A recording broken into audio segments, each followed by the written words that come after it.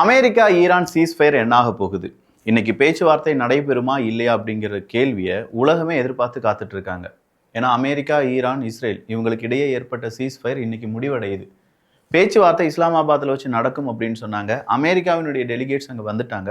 But ஈரானுடைய delegates யாருமே வரல. இதுக்கு மேலே சீஸ்ஃபயர் என்னால் எக்ஸ்டெண்ட் பண்ண முடியாது. ஒருவேளை ஈரான் நாங்கள் சொல்கிற விஷயத்துக்கு சம்மதிக்கவில்லை என்றால் எங்களுடைய குண்டுகள் மீண்டும் ஈரானை அப்படியே வேட்டையாடும் அப்படின்னு சொல்லியிருக்காரு ட்ரம்ப் அவர்கள். ட்ரம்ப் அவர்கள் இது மட்டும் சொல்லலை, சீஸ்ஃபயரை நியூமரஸ் டைம் ஈரான் மீறி இருக்காங்க, எனவே ஈரானுக்கு தக்க பதிலடி கொடுக்க வேண்டியது எங்களுடைய கடமை அப்படிங்கிற ஒரு வார்த்தையும் உதிர்த்திருக்கிறார். இன்னைக்கு தமிழ்நாடு முழுவதுமா எலெக்ஷன் பேஸ்டான எல்லா விதமான பிரச்சாரங்களும் முடிவடைந்திருக்கும். நீங்கள் யார் ஓட்டு போட போகிறீங்க அப்படிங்கிறத கண்டிப்பாக இன்னும் இந்த ஒரு நாள் உட்காந்து யோசித்து நல்ல முடிவாக எடுங்க என்பது தாழ்மையான வேண்டுகோள். நான் உங்கள் விக்கி, இது உங்கள் தமிழ் விதை. ஷார்ட்டாக கொஞ்சம் செய்திகள். முதல் செய்தியாக நம்ம பார்க்க வேண்டியது, யாருமே இப்போ அதிகமாக ஆப்பிள் ஃபோன் அப்படிங்கிறத பயன்படுத்தாத நபர்கள் இல்லை அப்படின்னு சொல்லலாம். நிறைய பேர் ஆண்ட்ராய்டிலேருந்து ஆப்பிளுக்கு மாறி இருக்காங்க. ஆப்பிளினுடைய சிஇஓ டிம் அவர்கள் இப்போது அவருடைய பதவியை ராஜினாமா பண்ணியிருக்காரு. கிட்டத்தட்ட 15 வருஷமாக இருந்த இந்த சிஇஓ பதவியை ஆப்பிளினுடைய சிஇஓ பதவி ராஜினாமா செய்திருப்பதால் ஆப்பிளினுடைய பங்குகள் இன்னைக்கு வீழ்ச்சி அடைந்ததை நம்மால் பார்க்க முடிகிறது. ஸோ ஆப்பிளினுடைய சிஇஓ டிம் அவர்கள் நம்ம ஸ்டீவ் ஜாப்ஸ் மாதிரி ஏதாவது ரொம்ப டிஃப்ரெண்ட்டாக ஏதாவது செஞ்சாரான்னு கேட்டால் இல்லை. அவர் ஆனால் ஆப்பிளினுடைய அந்த மார்க்கெட்டை கொஞ்சம் ஸ்டேபிளாக வச்சுக்கிட்டார்.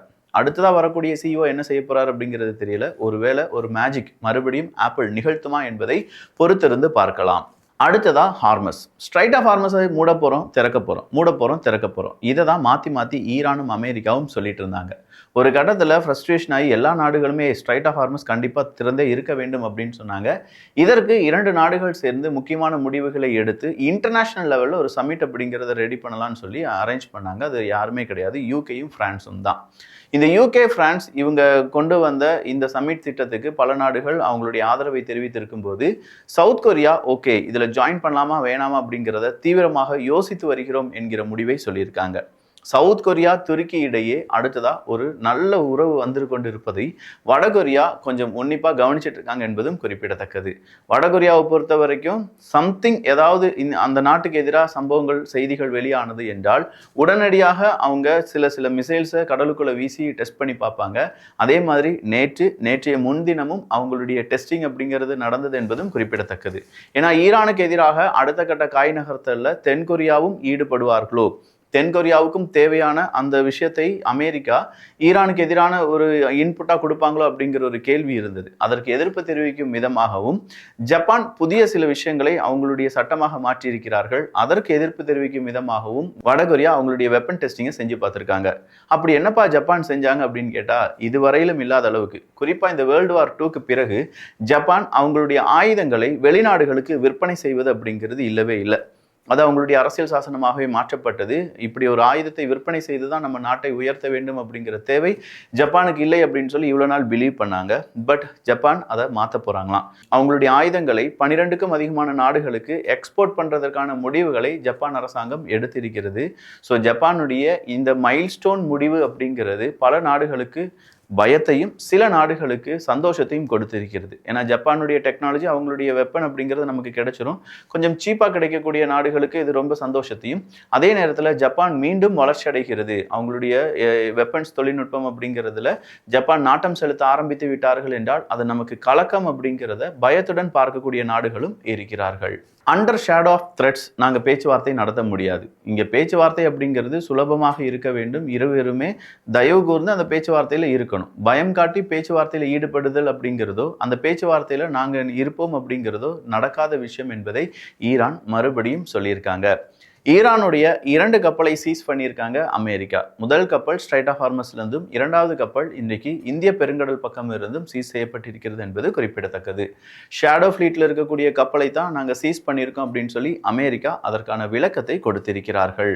மிட் நைட் ஹேமர் அப்படிங்கிற ஒரு ஆப்ரேஷனை ஜூன் மாதம் 2025 அமெரிக்கா நடத்தியிருந்தாங்க. இந்த மிட் நைட் ஹேமர் அப்படிங்கிற ஆப்ரேஷன் வழியா ஈரானுடைய யுரேனியம் இருக்குது பார்த்தீங்களா, இந்த என்ரிச்டு யுரேனியம் அப்படின்னு சொல்லுவோம் பாருங்கள், அது எந்த இடத்துல வச்சுருக்காங்க, அதை எப்படி அழிக்கலாம் அப்படிங்கிறதுக்கான திட்டமிடுதெல்லாம் போட்டு அந்த திட்டத்தின் அடிப்படையில் ஒரு பெரும் தாக்குதலை நடத்தி ஒரு சில பங்கர் பஸ்டர் எல்லாமே யூஸ் செய்யப்பட்டிருந்தது. அப்போ சில இடங்கள் தரைமட்டமாக்கப்பட்டன. அதுல அமெரிக்கா சொன்ன விஷயம் என்னன்னா, யுரேனியம் என்ரிச்டு யுரேனியம் அப்படிங்கிறதுக்கான இருப்பிடத்தை நாங்க கண்டுபிடிச்சிட்டோம். அந்த இருப்பிடத்தை நாங்க ஒட்டுமொத்தமா பூமிக்கு அடியில வச்சு அழுத்தி விட்டோம்.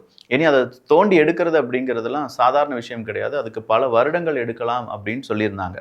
சரி, இப்ப இருக்கக்கூடிய ஊடகங்கள் என்ன கேள்வி கேட்கறாங்கன்னா, நீங்க தான் இந்த மிட்நைட் ஹேமர் அப்படிங்கிறது வழியா அந்த என்ரிச்டு யுரேனியத்தை மண்ணுக்குள்ளேயே புதைச்சிட்டீங்களே, மறுபடியும் ஈரான்கிட்ட பேச்சுவார்த்தை நடத்தும் போது ஸ்ட்ரைட் ஆஃப் ஹார்மஸை திறக்க வேண்டும், என்ரிச்டு யுரேனியத்தை மறுபடியும் நீ என் கையிலேயே கொடுக்க வேண்டும் அப்படின்னு சொல்லி இரண்டாவது ஒரு புள்ளியா அதையும் கொடுக்குறீங்க அப்படின்னு சொல்லி கேட்குறாங்க. ஏன்னா செகண்ட் பாயிண்டா அவங்க வச்சிருக்கிறது என்ன, என்ரிச்டு யுரேனியத்தை கொடுக்கணும். அமெரிக்கா என்ன சொல்லியிருக்காங்க, என்ரிச்டு யுரேனியத்தை மண்ணுக்குள்ள மண்ணா புதைச்சிட்டோம், அதை எடுக்கிறதுக்கு பல வருடங்கள் ஆகலாம். அதே அமெரிக்கா என்ரிச்டு யுரேனியத்தை கொடுக்கணும் அப்படின்னு சொல்லும்போது ஈரான் சொல்றாங்க, டேய் நீ தானே சொன்ன மண்ணுக்குள்ள மண்ணா புதைச்சிட்ட, அதை எடுக்கிறதுக்கு பல வருடங்கள் ஆகும் அப்படின்னு சொன்ன, இப்போ அதே என்ரிச்டு யுரேனியம் எனக்கு வேணும்னு சொல்றியே, சாத்தியமா அப்படின்னு சொல்லி கேட்குறாங்க. இதை ஈரான் மட்டும் கிடையாதுங்க, எல்லாருமே கேட்க வேண்டிய கேள்விதான். ஸோ இங்க அமெரிக்கா சொல்லக்கூடிய விஷயங்களை பல ஊடகங்களும் அப்படியே காப்பி பேஸ்ட் பண்றாங்க. சில ஊடகங்கள் அதற்கு எதிரான சில விசாரணைகளும் செய்கிறார்கள் என்பது இதன் வழியா நமக்கு தெரிகிறது. எது எப்படி இருந்தாலும் என்ரிச்டு யுரேனியம் மண்ணுக்குள்ள இருந்துச்சுன்னா ஈரானால எப்படி எடுக்க முடியும்? அதுவும் இந்த இவ்வளவு பெரிய யுத்தம் நடந்துட்டு இருக்கும்போது அது சாத்தியமா என்கிற கேள்வியை நாமும் கேட்கலாம். ஃபியூயல் பிரைஸ் அப்படின்னு சொல்றது நாளுக்கு நாள் கூடிக்கிட்டே இருக்கு. அமெரிக்காவினுடைய ஃபியூயல் எனர்ஜி சீஃப் அவர்கள் சொல்லியிருக்காங்க, ஃபியூயல் பிரைஸ் ஹைக் அப்படிங்கிறது அங்கே இருக்கக்கூடிய மக்களுக்கு பெரிய தொல்லையா இருக்கு. ட்ரம்ப் அவர்களே, ஏதாவது நம்ம முடிவு எடுத்துதான் ஆக வேண்டும் அப்படின்னு சொல்றாங்க. அதற்கு ட்ரம்ப் அவர்கள் சொன்ன பதில் என்ன தெரியுமா, நீ எனர்ஜி சீஃப் அவர்களே, எனக்கும் தெரியும் ஃபியூல் பிரைஸ் அப்படிங்கிறது இன்க்ரீஸ் ஆகுது, பட் அது சீக்கிரமா நீங்க நினைக்கிறத விட சீக்கிரமாகவே ஃபியூல் பிரைஸ் அப்படிங்கிறது டிக்ரீஸ் ஆயிரும். ஸோ யாரும் கவலைப்பட வேண்டாம், நாட்டுக்காக இதை கூட செய்யலனா எப்படி அப்படிங்கிற ஒரு கேள்வியை கேட்டிருக்காரு. ஏண்டா நாட்டுக்காக நாங்கள் இதெல்லாம் செய்யலாம், ஆனால் உங்களுடைய பாக்கெட் நிரப்புவதற்காக. ஏன்னா ட்ரம்ப் அவர்கள் ஒரு வார்த்தையை சொல்றதுக்கு முன்னாடி 750 மில்லியன், 900 மில்லியன், 500 மில்லியன் இப்படின்னு சொல்லி ஷேர் மார்க்கெட்ல ட்ரேட் அப்படிங்கிறது நடக்குது, பெட்டிங் மார்க்கெட்ல பெட் அப்படிங்கிறத செய்கிறாங்க. ஸோ இது எல்லாமே இன்சைடர்ஸ் யாரோ ஒரு ஆள் அவங்களுடைய லாபத்துக்காக ட்ரம்ப் அவர்கள் கொடுக்கக்கூடிய இன்ஃபர்மேஷனை வச்சு பெரிய லாபம் ஈட்டி கொண்டிருக்கிறார்கள். இதனால பொதுமக்களுக்கு நஷ்டம் மட்டும்தானே வந்துட்டு இருக்கு அப்படிங்கிறது தான் இப்போ வந்திருக்கக்கூடிய கேள்வி. இன்னைக்கு அமெரிக்காவினுடைய ஆன்டி ட்ரக் படை கிட்டத்தட்ட 1.25 டன் கொக்கைன் அப்படிங்கிறத சீஸ் பண்ணியிருக்காங்க. 1.25 டன் கொக்கைன், அது ஒரு 14 லட்சம் மனிதர்களை கொல்லக்கூடியது அப்படின்னு சொல்லியிருக்காங்க. அந்த அளவுக்கு கொக்கைனை பிடித்திருக்கிறார்கள் அப்படிங்கிறது ஒரு பெரிய சம்பவமாக பார்க்கப்படுகிறது. ஜப்பானை பொறுத்த வரைக்கும் நான் சொன்ன மாதிரி WW2க்கு பிறகு அவங்களுடைய வெப்பன்ஸ் விற்பனைக்கு அப்படிங்கிற ஒரு சூப்பரான இன்ஃபர்மேஷனை சொல்லியிருக்காங்க. இது எந்த மாதிரியான இம்பாக்ட் ஏற்படுத்தும் அப்படிங்கிறத பொறுத்திருந்து பார்க்கலாம். ஜெலன்ஸ்கி அவர்கள் ரொம்ப நாளா ஜெலன்ஸ்கி அவர்களுக்கு இருந்த பிரச்சனை எது அப்படின்னு பார்த்தீங்கன்னா ஹங்கேரி தான். அதில் ஒர்பன் அவர்கள் தான். இப்போ ஒர்பன் அவர்கள் தோற்றுவிட்டார். ஹங்கேரியில் புதிய பிரைம் மினிஸ்டர் வரப்போறாரு. அப்போ ஹங்கேரி வீட்டோ பண்ணியிருந்த சில விஷயங்கள் இருந்துச்சு. அதில் முக்கியமானது 90 பில்லியன் யூரோ அப்படிங்கிறது தான். இந்த 90 பில்லியன் யூரோ வச்சு ரஷ்யா, உக்ரைன் மற்றும் யூரோப் கனெக்ட் பண்ணக்கூடிய ஒரு பைப்லைன் இருக்கு. அதை ட்ரெஸ்பா பைப்லைன் அப்படின்னு சொல்லுவாங்க. இந்த ட்ரெஸ்பா பைப்லைன் அப்படிங்கிறது இன்ஆக்டிவா இருந்துச்சு. அதற்கு உக்ரைன் சொன்ன பதில் என்னன்னா, ரஷ்யாவினுடைய அட்டாக் காரணமாக ட்ரெஸ்பா பைப்லைன் அப்படிங்கிறது செயலிழந்து விட்டது அப்படின்னு சொன்னாங்க. சரி, அதை சரிப்படுத்துப்பா, எனக்கு அந்த பைப்லைன் வழியா கொஞ்சம் ஆயில்லாம் தேவைப்படுது, அதை நீ சரிப்படுத்த வேண்டும் அப்படின்னு சொல்லும்போது அதுக்கு காசாகும், நீங்க உங்களுடைய உதவியை எனக்கு தந்தாதான் அந்த காசை வச்சுட்டு தான் என்ன செய்ய முடியும், இந்த ட்ரெஸ்பா பைப்லைனை சரிப்படுத்த முடியும்னு சொல்லியிருந்தாங்க. இப்போ மறுபடி உக்ரைன் அந்த ட்ரெஸ்பா பைப்லைனை சரிப்படுத்தி விட்டோம் அப்படிங்கிற ஒரு அறிவிப்பை கொடுத்திருக்கிறார்கள். அடுத்தா வந்திருக்கக்கூடிய செய்தி அதே ஹங்கேரியை பத்தி தான். புதுசா ஒரு பிரைம் மினிஸ்டர் வரார் அப்படின்னு சொன்னோம்ல, அந்த பிரைம் மினிஸ்டர் என்ன சொல்லியிருக்காங்கன்னா, ஒருவேளை நெத்தன்யாகு அவர்கள் ஹங்கேரிக்கு வரார் அப்படின்னா நாங்களே அவரை அரெஸ்ட் பண்ணிடுவோம், ஏன்னா அவர் நிறைய இனப்படுகொலையும் மனிதாபிமானமற்ற செயல்களையும் செய்திருக்கிறார் அப்படின்னு சொல்லக்கூடிய செய்திகளை சொல்லியிருக்கிறார். ஸோ நேரடியாக நெத்தன்யாகு அவர்களை தாக்கியிருப்பதால் அமெரிக்காவுக்கு எதிரான சில முடிவுகளை மீண்டும் ஹங்கேரி எடுப்பதற்கான வாய்ப்புகள் இருக்கு அப்படின்னு சொல்றாங்க. அடுத்ததாக சீஸ்ஃபயர் எக்ஸ்டென்ஷன் அப்படிங்கிறது இப்போதும் பெரும் பேசுபொருளாக இருக்கிறதுனால பல கப்பல் நிறுவனங்களும் ஸ்ட்ரைட் ஆஃப் ஹார்மஸ் வழியாக அவங்களுடைய கப்பல் சேவையை விடுவது அப்படிங்கிறது இப்போதைக்கு முடியாது, எனவே இன்னும் கொஞ்சம் நாள் போகட்டும் அப்படிங்கிற தகவலை கொடுத்துருக்காங்க. பல மார்க்கெட், உதாரணத்துக்கு இந்தியாவினுடைய பங்கு வர்த்தகமாக இருக்கட்டும், இல்லாட்டி ஜப்பானாக இருக்கட்டும், சவுத் கொரியாவாக இருக்கட்டும், இந்த பங்கு வர்த்தகம் எல்லாமே இன்று இரவு ட்ரம்ப் அவர்கள் ஈரான் இவங்களுடைய முடிவுகளை பொறுத்து ஏறுமா இறங்குமா அப்படிங்கிறத டிசைட் பண்ண போகிறாங்க. வெஸ்ட் பேங்க்ல இன்னைக்கு இஸ்ரேல் நடத்தின தாக்குதல்ல 2 பாலஸ்தீனியர்கள் கொல்லப்பட்டார்கள் என்பது குறிப்பிடத்தக்கது. பாகிஸ்தான் அவங்களுடைய உள்நாட்டு தயாரிப்பான ஆன்டிஷிப் வெப்பன் சிஸ்டத்தை இன்று சோதித்து பார்த்திருக்கிறார்கள் என்பதும் கூடுதலான தகவல். ஸோ ஏகப்பட்ட செய்திகளை சொல்லியிருக்கோம். இந்த செய்திகளை பற்றி உங்களுடைய கருத்துக்கள் இங்கே வரவேற்கப்படுகின்றன. எல்லோரும் தமிழ் விதையில் இணைந்திருங்கள். நல்லதை பகிர்ந்து நல்ல சமுதாயத்தை உருவாக்குவோம். நன்றி, வணக்கம்.